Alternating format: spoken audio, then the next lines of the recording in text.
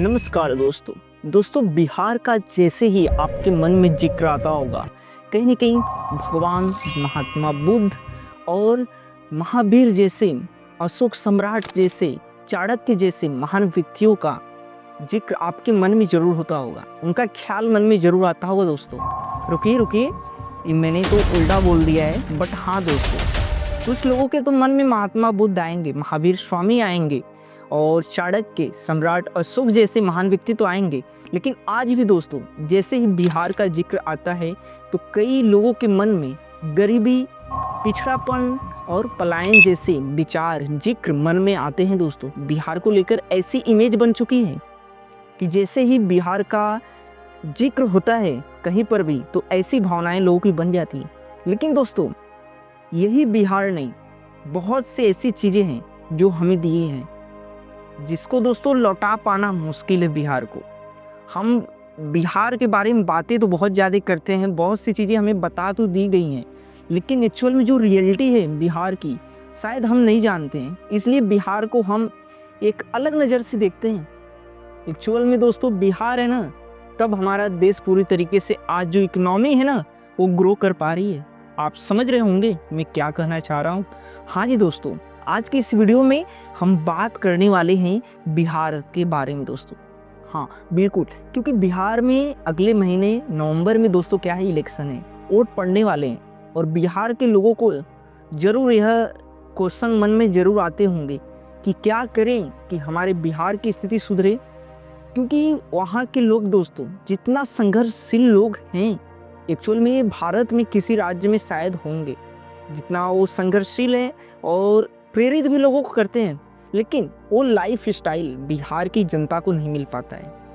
वहाँ पे जो एजुकेशन व्यवस्था है, चाहे अन्य किसी इमरजेंसी हम मेडिकल व्यवस्था की बात कर ले, अस्पताल की बात कर ले, तो ये सारी सुविधाएं से कहीं ना कहीं वो वीआईपी ट्रीटमेंट से छूट जाते हैं अन्य राज्य के मुकाबले। दोस्तों हालांकि मेहनत वो सबसे ज़्यादा करते हैं, अन्य किसी भी कैटेगरी में ले ले, वो बहुत ही संघर्षशील लोग हैं।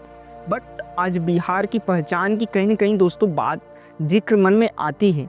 क्यों बिहार में फैक्ट्रियाँ नहीं हैं, क्यों बिहार में डेवलप नहीं है उतना कि लोग लाखों की संख्या में जो भारत के, यहाँ तक कि दूसरे देश में भी लोग पलायन करते हैं, यानी दूसरे देश में, दूसरे राज्य में काम करने जाते हैं अपने सपनों को लेकर, तो अपने घर के, परिवार के सपनों को लेकर दोस्तों, क्योंकि उनसे ही उनका घर चलने वाला है। अगर काम नहीं करेंगे तो उनका परिवार नहीं चल पाएगा।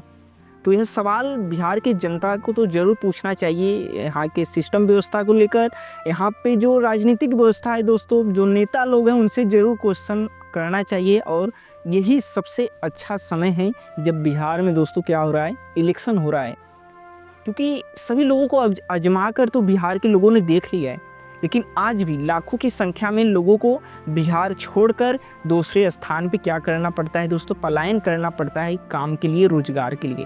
हालांकि भारत में बेरोजगारी तो बढ़ ही रही है, इसे हम नकार नहीं सकते, लेकिन बिहार में उतना डेवलप अगर होता तो कहीं ना कहीं बहुत से लोग अपने घर पे रहकर, अपने परिवार के साथ रहकर काम कर सकते हैं, जो उन्हें मजबूरी में दूसरे राज्य में जाना पड़ता है, पलायन होना पड़ता है दोस्तों।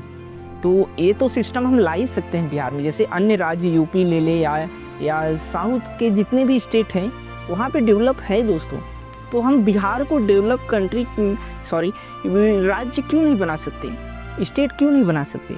ये क्वेश्चन तो आना चाहिए ना, क्योंकि ये क्वेश्चन अगर बिहार की जनता नहीं पूछेगी तो कौन पूछेगा? अगर ऐसे ही वो सते रहेंगे तो सिस्टम का शिकार होते जाएंगे, इसमें सुधार बिल्कुल नहीं होगा।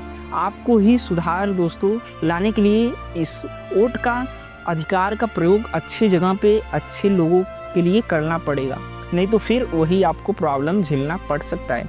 हालांकि दोस्तों हम बिहार पे बात करने आए, तो आइए पहले बिहार के बारे में कुछ इंटरेस्टिंग चीज़ें हम जान लेते हैं। देखिए बिहार, जब ऐतिहासिक चीज़ों की हम बिहार की बात करें तो यह वही स्थान है जहाँ पे गौतम बुद्ध को गया में ज्ञान की प्राप्ति हुई थी।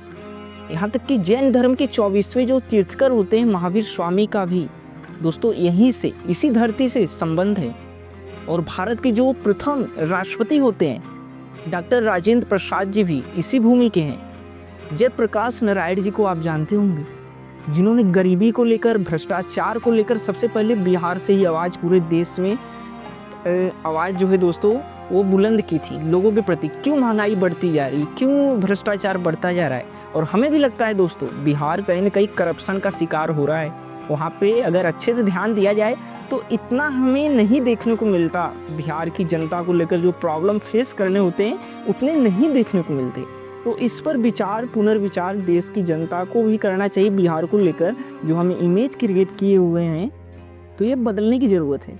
जीरो तो आपने जाना होगा कि जीरो के बिना न कंप्यूटर चलता है, न दोस्तों अन्य प्रकार की टेक्निकल चीज़ें, या कोई हम गणित करना हो, कोई कैलकुलेशन करना हो तो जीरो के बिना पॉसिबल नहीं है। यहीं की धरती से आया है दोस्तों यह जो अंक है।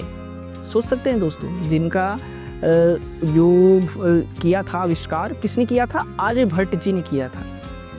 दुनिया की सबसे पहली प्राचीन यूनिवर्सिटी दोस्तों नालंदा विश्वविद्यालय तो आपने जरूर सुना होगा। विक्रमशील विश्वविद्यालय नाम आपने जरूर सुना होगा।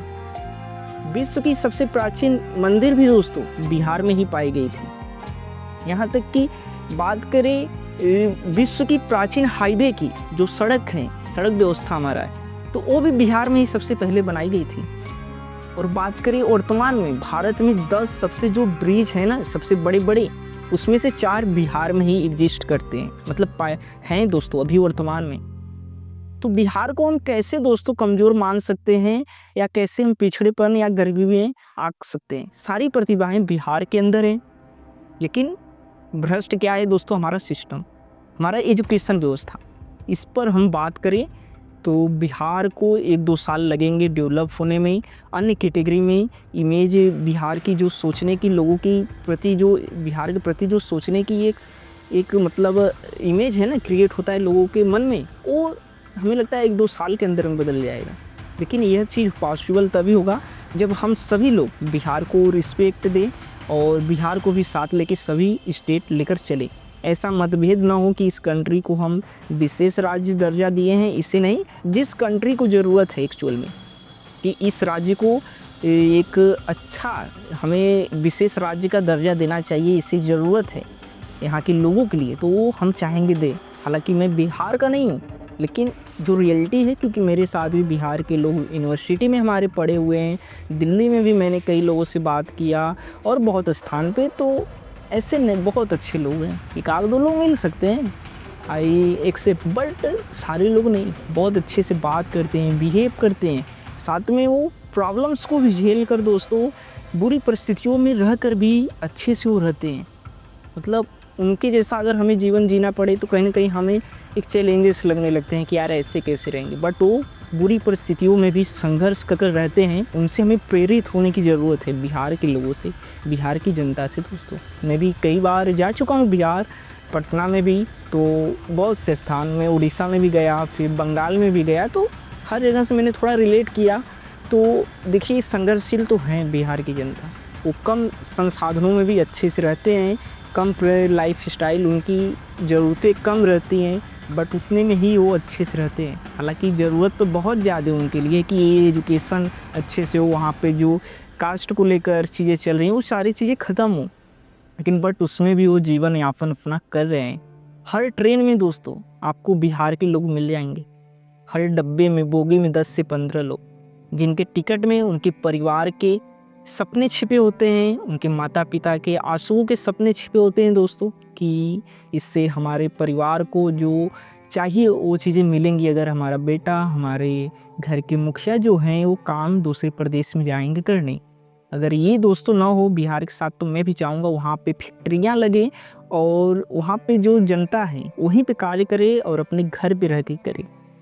और साथ में आपको बता दें दोस्तों, जो भारत की सबसे बड़ी कहें एग्ज़ाम जो होता है UPSC, union public service commission, जो भारत की प्रशासनिक व्यवस्था को लोग चलाते हैं, आईएएस जिसे डीएम कलेक्टर बोला जाता है, तो सबसे ज़्यादा यूपी के बाद बिहार में ही बनते हैं आईएएस।